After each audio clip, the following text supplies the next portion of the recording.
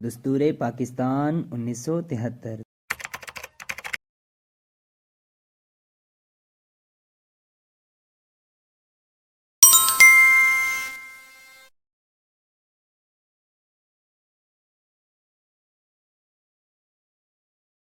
السلام علیکم dear students, I hope you are all well. تو بلا تاخیر اپنے لیسن کی طرف بڑھتے ہیں۔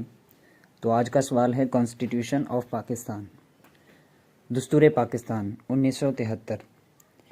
تو اس سوال کے حوالے سے، اور یہ انتہائی اہم بھی ہے، تو آپ نے اس کو اچھی طرح سے یاد کر لینا ہے۔ بس اس کو یاد کرنے کا ایک چھوٹا سا فارمولہ یاد کر لیں، بے فام PIF۔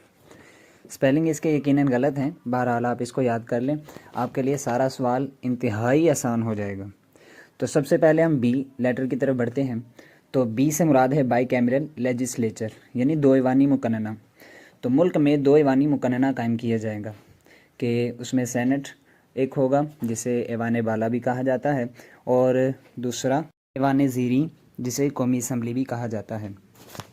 دوسرے نمبر پر ہے اے اسمبلی، یعنی ملک میں صوبائی اسمبلیاں قائم کی جائیں گی۔ اس میں آپ کو شروع میں ایک لفظ صوبائی پروونشیل اسمبلی وہ لگانا پڑے گا۔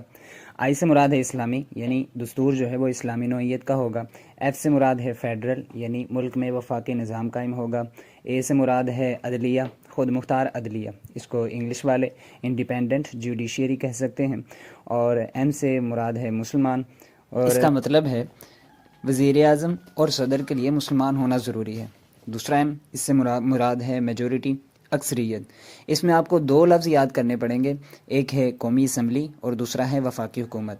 قومی اسمبلی میں جس کی اکثریت ہوگی، یعنی جو زیادہ ہوں گے، وہی وفاقی حکومت قائم کر سکتے ہیں۔ اور 8ویں نمبر پر ہے پارلیمانی نظام، ملک میں پارلیمانی نظام قائم کیا جائے گا پی سے۔ اور 9ویں نمبر پر ہے آئی، یعنی انڈیپینڈنٹ پروونشیل انڈیپینڈنٹ، تو اس سے مراد ہے صوبائی خود مختاری۔ اور 10ویں نمبر پر ہے ایف، فنڈامنٹل، بنیادی حقوق، یعنی ملک میں لوگوں کے بنیادی حقوق کا تحفظ کیا جائے گا۔